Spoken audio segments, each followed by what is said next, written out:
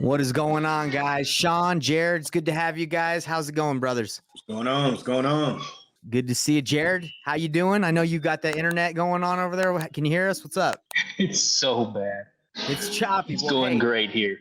Perfect. Well, hey, we're going to plow through this thing. Hey, if everybody's watching this, my name's Nathan Payne. I've been in the industry for about 7 years now. I've done hundreds of wholesale deals. And what we're going to be talking about today is how to get leads for wholesaling real estate. That's who I am. Sean, tell us who you are. Guys, just quickly, I'm Sean Young out of Atlanta, Georgia. Been in the business now for a little over 10 years. I've done hundreds of deals, coached dozens and dozens, well, actually hundreds of students now. And we're here to help you guys out here today. I love it. All right, Jared, if you got that, tell us who you are. Yeah, I'm Jared Frankham. I've been wholesaling since 2019, done tons and tons of deals. I don't know exactly how many, but because of wholesaling real estate and buying real estate, it's afforded me to be able to live in South America. Absolutely love it. Dude, you're in South America. I'm moving to Canada. We're going to be outside of the country. My house actually just went under the due diligence period just ended today. So earnest money's going down, going to get hard. And yeah, that's exciting. You're in Brazil, Canada. Sean, you're in Atlanta, right? I'm in Atlanta. Bro, Atlanta's perfect too. No plans of moving out of the country just yet for me.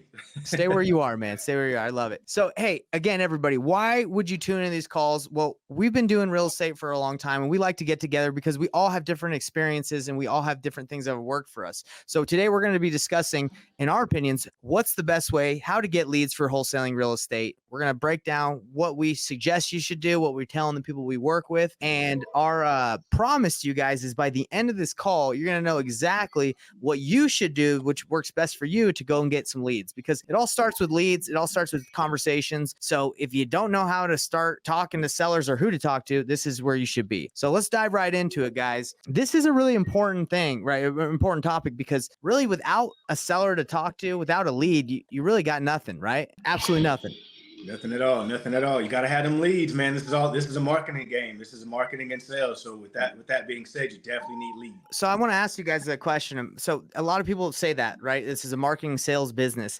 I feel like a lot of people that get in this business don't really think that, right? They don't think this is marketing at all. At least when I started, I just thought it was all real estate, baby. And all I had to do is, flip a house or just focus on real estate, not marketing. So Sean, when did you realize, and Jared, when did you guys realize this was just like a marketing heavy business? Yeah, man. Like right from the jump, actually, man. Like I said, once I got started, I had a little dip in my productivity, and it was due to my lack of having systems in place and having a follow-up, having a path to that follow-up. So it's super important that you have those things in place. Wholesaling doesn't have to be complicated or lonely. Join my free Facebook group, Painless Flipping, Wholesaling Real Estate Simplified, where we're building a community of wholesalers crushing their goals. You're going to get access not only to free training, but tools and even one-on-one help to land your next deal. The link is in the description, so don't miss out. But anyway, so for me, Sean, so when I first started, I didn't know anything about marketing, right? I didn't even think it was that important. So I thought it was all like having conversations with sellers, and you had to be like an amazing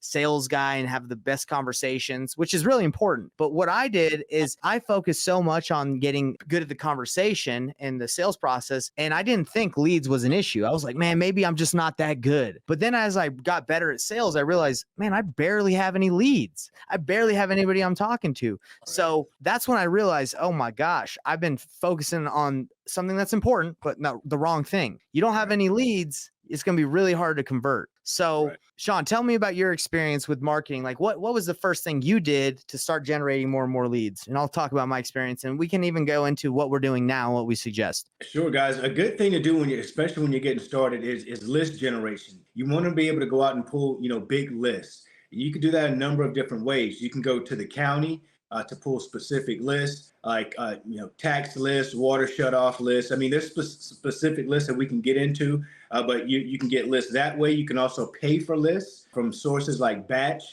Leads, PropStream. There's a lot of different lead sources that you can purchase lists, get those lists skip traced, and then call on those leads. What Nathan mentioned earlier is that when he said, hey, I was working on the skill set of, converting, which is, like he said, it's super important, but without the opportunity to convert, you're not going to convert. So that's why we're saying you got to have, you got to get you got to get in front of a lot of people. You got to talk to a lot of people, whether it's, getting in front of them or on the telephone or by text. However you're doing your outreach, the more people that you're, reaching out to, the better your opportunities are to have a conversation. I love it. I love it. So I know the game in marketing has changed over the years, man. Because when I first started 2017, texting was huge, and that was an easy way to get deals, bro. I know you probably got into it big with texting. Do you still do it, mass texting? Yeah, we I still don't. do texting, but it slowed down because of the regulations that came in place. Like last year, and then like of course at the beginning of this year, they really started to crack down on it. So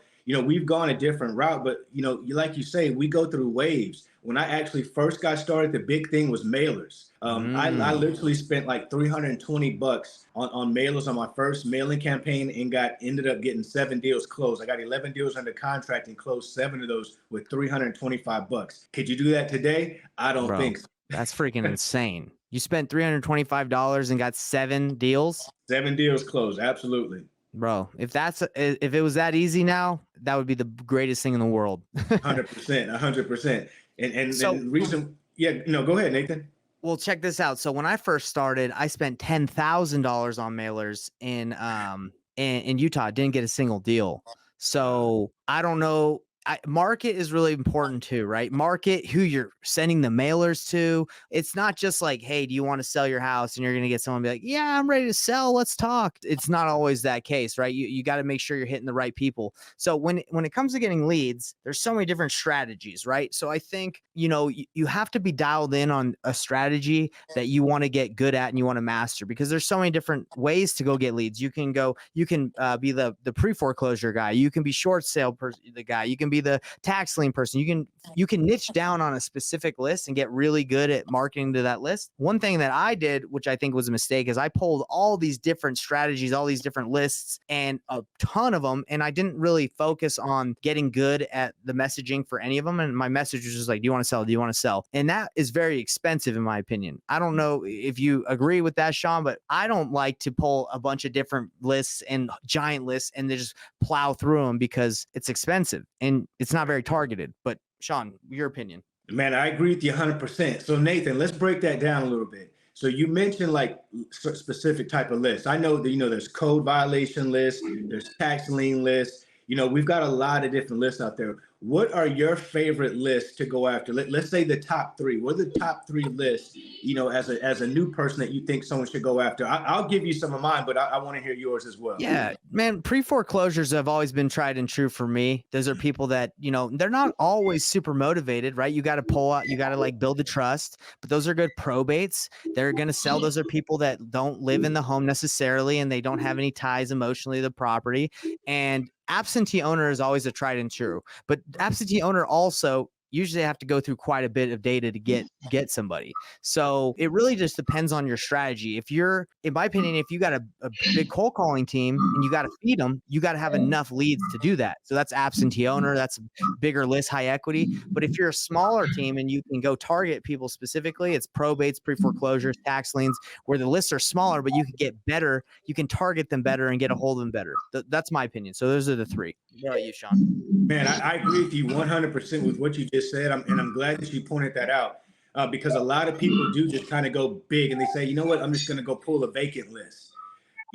Listen, and tell me if you agree with this. I know that you agree with this, but I think that the best method that you should try to use is what's called like double stacking or find lists that have multiple pain points, right? Pain points, right? So let's say they're a probate and they're an absentee owner, and there's some other motivation. So you want to try to look at lists like that when you're trying to build your list, especially when you're trying to niche them down, because if not, you're going to have a big list. It's going to take you a long time to get through them. It's going to feel daunting. You're going to feel like I'm not getting nowhere. You're not going to be directed or focused in your messaging to those leads, like Nathan said, because that's a newbie mistake. That's a newbie mistake. Once you start doing this for a little bit, you realize that you have to be very focused on your conversation. You don't speak to an absentee owner the same way you speak to a probate, or pre-foreclosure. They're in a different mindset. You know what I mean? Yeah, you got to be really empathetic to their situation. They're going through some tough times. The landlord, the tired landlord,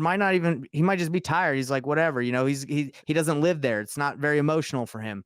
But so what were the top 3 in your opinion, Sean? Then we'll go to Jared on what his top 3 is. Yeah, I think pre-foreclosures is a top one.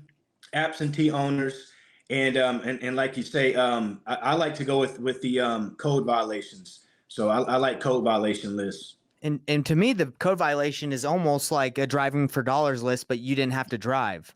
The Right. the city drove, right? And they're the Right. ones that are like, hey, this house, code violation. It's got the tall grass or whatever the criteria is in that city. I love it. Okay. What about you, And Jared? Jared, yeah, I'll unmute Jared. Jared, what's Yeah, up? mine is driving for dollars, driving for dollars, driving for dollars, driving for dollars. That's my favorite list, no question. love it. Wow, driving for dollars, huh? That list is much harder to get, but it's even better for someone who's just getting started. In fact, my first 4 or 5 deals were straight from skateboarding for dollars. In fact, I didn't even drive. The reason I Really? like that is guarantee the condition piece of the motivation. So you know that there's something already fishy with peeling paint, or something as crazy as like the roof is half blown off. But in my opinion, if you build your list where every prospect has a higher chance, it diminishes the length of time for your marketing to take effect before you get a deal. And so for someone who's just getting started, what I like about the DFD list, driving for dollars list, is 2 parts. One is you need fewer prospects in your list to get a deal. And second is, by seeing so many, as you drive, you start to see that in almost any neighborhood, maybe some that don't have HOAs, homeowner associations, but you see in almost every neighborhood there's that work. And it keeps you motivated and encouraged that, wow, there actually are lots of properties that need some love. And it keeps your mindset right to keep going for the marketing, because as we start marketing and we start to cold call or send SMS or mail, and we hear a lot of no's, sometimes it's easy to believe, maybe this doesn't work. But you start to see, man, after 2,000 houses that are all banged up, someone's going to sell, right? And so I like the reinforcement, the positive reinforcement that comes from seeing where I can actually make a physical difference in the marketplace by seeing where these houses are. Personally, that's what I like about the DFD list. It does take some effort. It's not as easy as just pulling a list from PropStream or something, but you know that every single prospect on that list has a higher chance of a sale versus just whatever list that everyone has.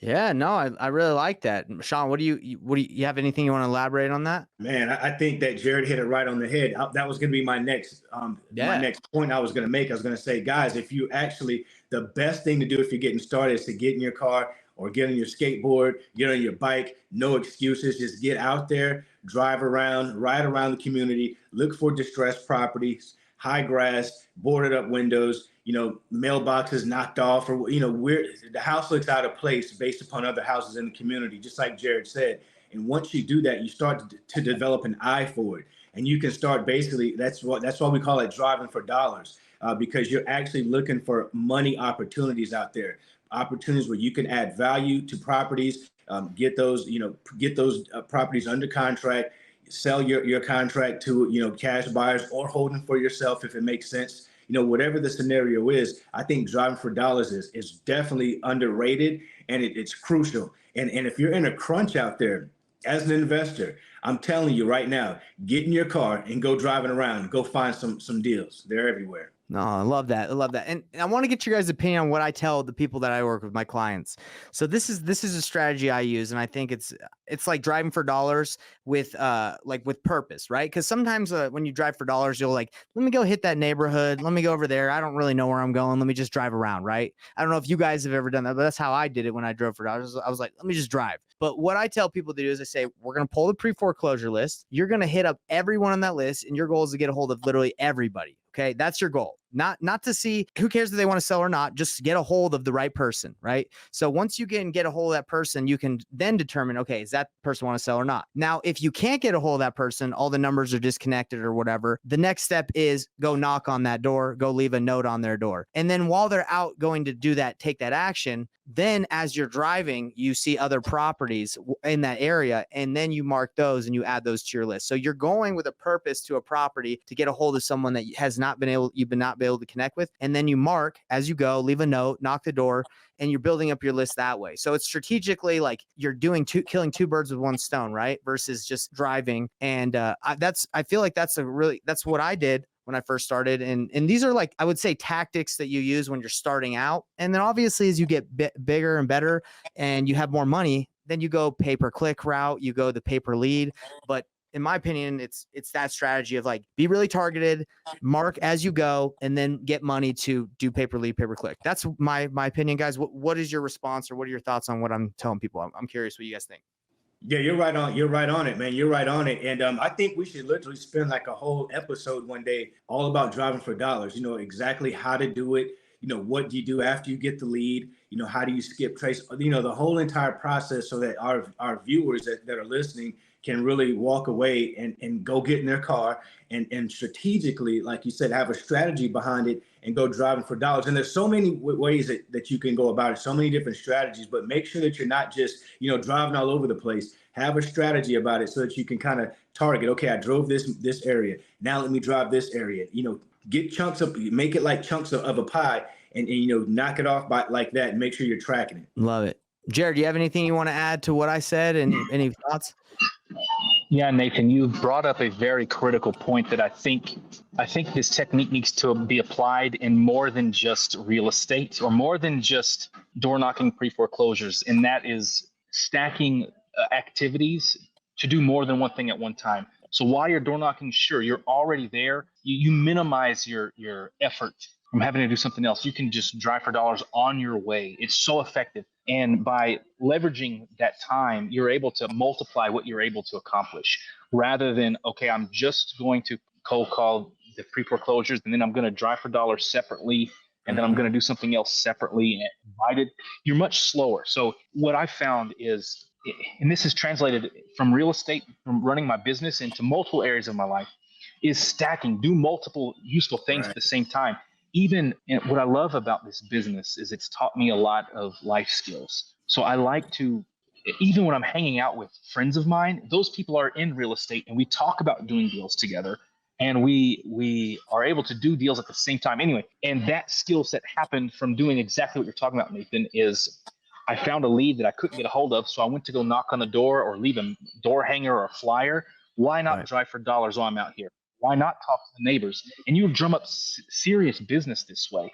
And it's all by making your life as most efficient as possible rather than just knocking off one task by one task. Love it, man. I appreciate you saying that and elaborating on that. And you know, another great like a pro tip is while you're knocking doors, let's say you knock on somebody's door and they're like, man, no, I don't want to sell. This is a great question to ask if you're there. Be like, hey, you know, that's fine. You don't want to sell, but I am looking to buy properties in the area. Do you know if there's any properties or neighbors that are like an eyesore? You don't have to tell me like who it is, but I'm just curious. Is there any property in the area that you would just love to see get rehab? Because that's what we're looking for.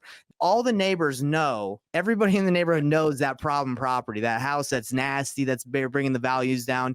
Every time I ask that question, they're like, yeah, go down that street to the left. Exactly. You can smell the cat pee from just the street, and they'll point you in the right direction. So while you're out knocking doors, don't always make it like, hey, I want to buy your house, because that can get kind of awkward sometimes. You can say, hey, I'm just looking for properties. Do you by chance know of any eyesores or any problem properties here that I might be an opportunity that I could look at? Right. So that's just a tip for everybody that's going to be knocking. Yeah, and my apologies, guys. I just realized that my mic was off this whole time, so my sound was probably horrible, but it's on now, so we're good to go. We fell our way forward around here. Well, I heard you. You sounded good to me, man. Good. All right, guys. So we've done a pretty good job of talking about like where we get leads. You start kind of like with the list style. You start with like the lower budget activities, I would say, when you're starting out, and then you can go scale up. Is there anything else that like maybe we haven't thought of or people don't think about? The thing that I want to say is just be careful. Don't think just because you're talking to people as leads and they're saying no, that all leads suck. Like it does take the right conversations. And I'm tired of, I hear people all the time, oh man, there's no motivated sellers out there. People don't just answer the phone and like, thank you for calling. I'm so grateful that you called me. I'm so motivated right now to sell. I'll sell at a discount. Like that just doesn't happen. You have to, again, motivation just doesn't pop out unless it's like some crazy low hanging fruit that they have to sell tomorrow and they have to tell everyone what's going on. You have to pull it out. You have to gain that trust. So Sean, do you agree? Like, is there not just like one specific list that's just amazing with every call and you're just like, it's the secret sauce list? Yeah, there is no secret sauce list. There's no secret sauce, guys. It's just repetition. You got to just plow through it. Like we said, it's a numbers game. You're going to hear us saying that quite often because that's what it is. And we always want to keep driving that home. It is a numbers game. The more people that you talk to, the more opportunities that you're going to get for actual leads, and having those leads convert into closed deals for you. So it all starts with having mass amount of opportunity. Yeah, and that was a mindset shift that I had to make and it took a very long time, Sean, that I thought leads, there was like some magical list out there. And I was like, man, I don't know what it is. And I would always see, as I was like a year or two in, I'd see brand new wholesalers getting deals. And I'd be like, how are they getting those deals? I'm better than they are. Like, I'm more skilled. Bro, they were just out there doing work. And I wasn't. Right place, right time. Yeah, right place, right time, putting in the effort. And I was probably just like doing a little bit here and there. I'd get a deal and I'd stop because I was tired. You know how it is. Like sometimes after you start doubting yourself, you say, yeah, I'm gonna scale back a little bit here. Maybe I'm going too hard in this direction. And when you take your foot off the gas, it takes a lot of energy to get your foot back on the gas the right way. So trust me, guys, when you get your foot on the gas, stay consistent. Stay the route. It's not going to be instant success, but know that. Enjoy the journey, enjoy the adventure of the journey, and you'll be okay. And I will say this, I think a lot of people struggle to get their first deal in wholesaling because they focus on the wrong activities. They focus on like not the money generating activities that lead to deals.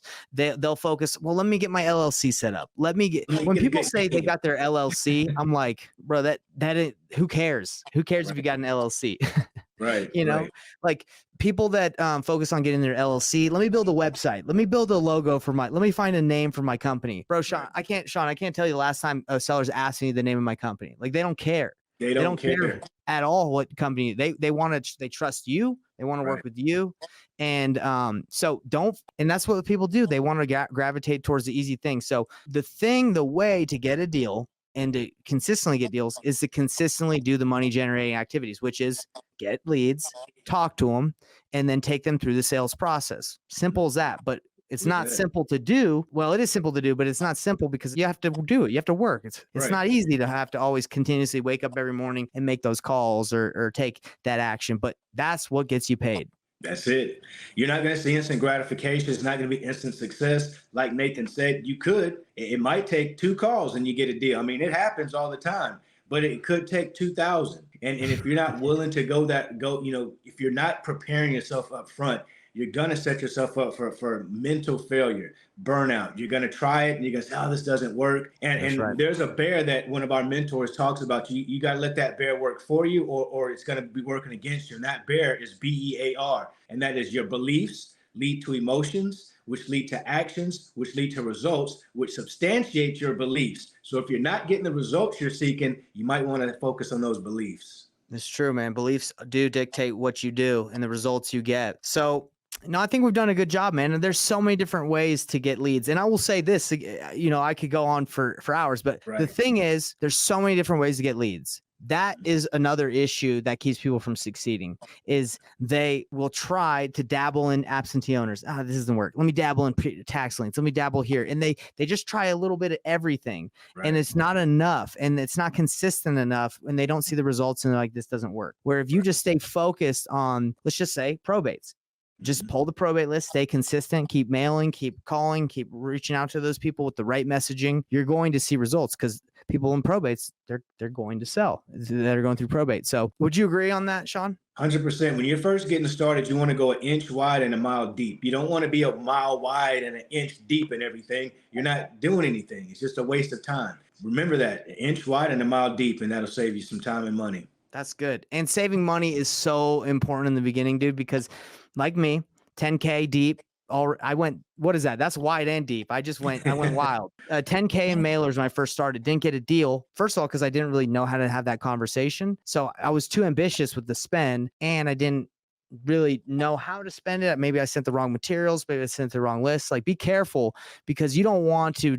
just be like, oh, I just have to pay money and I'll get a deal. It's not like, hey, money in, money returned. You have to have the skill sets to convert too. So we're just making sure, I'm just giving you guys a sauce where it's not like put this in, get this in return, unless you have the skill sets, right? That's it, man. You hit it on the head.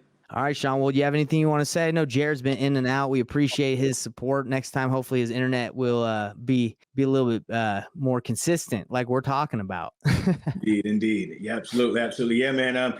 Guys, just on our final parting words, just go out there and make it happen. Be consistent, stay focused. Like Nathan is saying, man, don't waste your time on things that make no sense at all. Like thinking of a good name. You're spending 2 or 3 weeks thinking of a good name. You ask all your family and friends, you make up 2 or 3 logos, you get all their opinions. These things don't matter. No one cares. Your family and friends are not going to be the ones that make you, that are going to change your lifestyle. It's going to be your business and your business acumen and how you operate your business that do those things. So put yourself in the position to learn, grow, get yourself a coach, get yourself a mentor, and you'll be better suited to success that way. Bro, that's so funny, man. I remember when I started my business, I spent like you just said, 2 weeks, logo everything on my business, thinking I just made the best name that people were going to search. Oh, it's so ridiculous. Well, hey guys, Nathan Payne here again, Paintless Flipping. Go to painlessflipping.com if you need any help. That's what I do. I focus on working with people to help them get their first or next deal. We walk people through their deals. So truly a one-on-one mentorship where we hold your hand. That's what I do. And Sean, where can they reach out to you if they need any of your services on the VA front? Guys, if you guys are looking for a professionally trained, monitored, managed virtual assistant that'll help you, scale your business up without spending a ton of money, head on over to reiworldsolutions.com. Let me know that you saw me here with Nathan. Take great care of you. All right. Later, guys. We'll see you next week. We do this every week. Hope to see you, and please come with the questions. If you're watching this live, give us a like, subscribe, and leave a comment saying where you're watching this. And if you're watching it later on, do the same thing. Like, subscribe, and we'll be answering your questions. That's why we're here for you. All right, so here's your next step, everybody. Join my free Facebook group called Painless Flipping, Wholesaling Real Estate Simplified. If you're ready to take action and close your deals faster, this is where you need to be. You're going to be getting live trainings, free resources, and support all along your way. Link is below in the description, so just click it there. And don't stop there. Watch the next video here to learn more about wholesaling strategies that will help you get your next deal faster. Click it now and let's keep the momentum going.